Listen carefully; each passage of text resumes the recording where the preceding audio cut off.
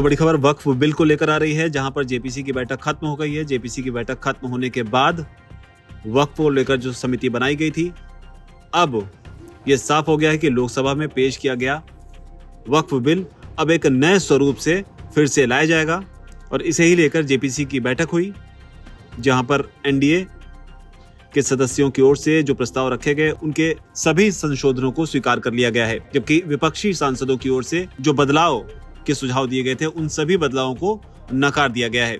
और अब इन बदलाव के साथ जो जानकारी सूत्रों के हवाले से निकलकर सामने आ रही है, उसमें कई अहम बातें जो हैं वो दिखाई पड़ रही हैं। अगर एक एक कर आपको बताएं तो पहली बात जो बड़ी है वो ये है कि कलेक्टर या उससे ऊपर का जो अधिकारी होगा, जिसको सरकार की ओर से चुना जाएगा, वो तय करेगा कि संपत्ति वक्फ के अधीन आती है या नहीं। तो कलेक्टर या उससे ऊपर का अधिकारी ये तय करेगा। अभी तक वक्फ संशोधन बिल में कहा गया था कि जिला का कलेक्टर तय करेगा कि संपत्ति वक्फ के अधीन आती है या नहीं। दूसरी बड़ी बात इसमें यह है कि वक्फ ट्राइब्यूनल में 2 की जगह अब 3 सदस्य होंगे, जिसमें अब एक इस्लामिक स्कॉलर नया जुड़ेगा, जबकि इससे पहले तक ट्राइब्यूनल में 2 सदस्य रखने की बात थी।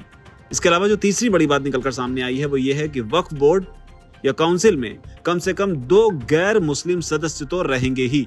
ये बड़ी बात है यहाँ पर कि 2 गैर मुस्लिम सदस्यों को रखा ही जाएगा।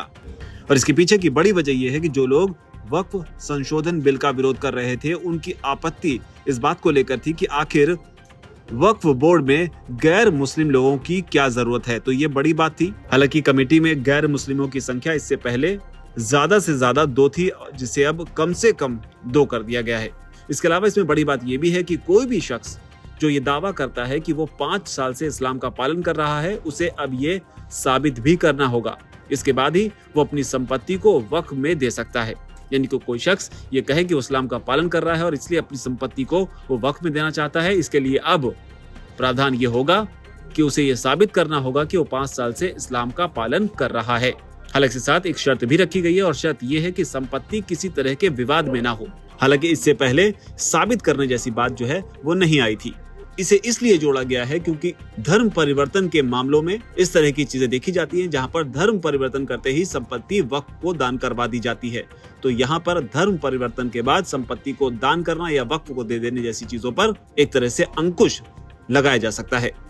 हालांकि इस बीच जो जानकारी निकलकर सामने आ रही है उसमें बताया जा रहा है कि जेपीसी में जो संशोधन पास हुए हैं वो सत्ता पक्ष और विपक्ष की ओर से हर एक संशोधन पर हुई वोटिंग के बाद पास हुए हैं। जेपीसी की जो बैठक हुई उसमें 31 में से 26 सदस्य जो हैं वो बैठक में मौजूद थे, जिसमें से 16 सत्ता पक्ष के थे, जबकि 10 विपक्ष के बताए जा रहे हैं। और यही वजह है कि विपक्ष की ओर से लाए गए तमाम प्रस्तावों को नकार दिया गया। और अब इस कड़ी में अगली बैठक जो है जेपीसी की 29 जनवरी को होगी, जब कमेटी के सदस्यों को मौजूदा संशोधन के साथ बिल ड्राफ्ट रिपोर्ट सौंपी जाएगी। और सूत्रों के हवाले से जो जानकारी निकलकर सामने आ रही है उसमें बताया जा रहा है कि बिल की ये ड्राफ्ट रिपोर्ट करीब 500 से ज्यादा पन्नों की हो सकती है। हालांकि इस बीच अगर इस ड्राफ्ट को लेकर विपक्षी सांसद जो हैं वो अपना विरोध दर्ज कराते तो हो सकता है कि उनके विरोध के हिस्से को भी इस ड्राफ्ट में शामिल किया जाए। लेकिन अब कई लोगों के मन में ये सवाल होगा कि आखिर अब इसके आगे क्या होगा।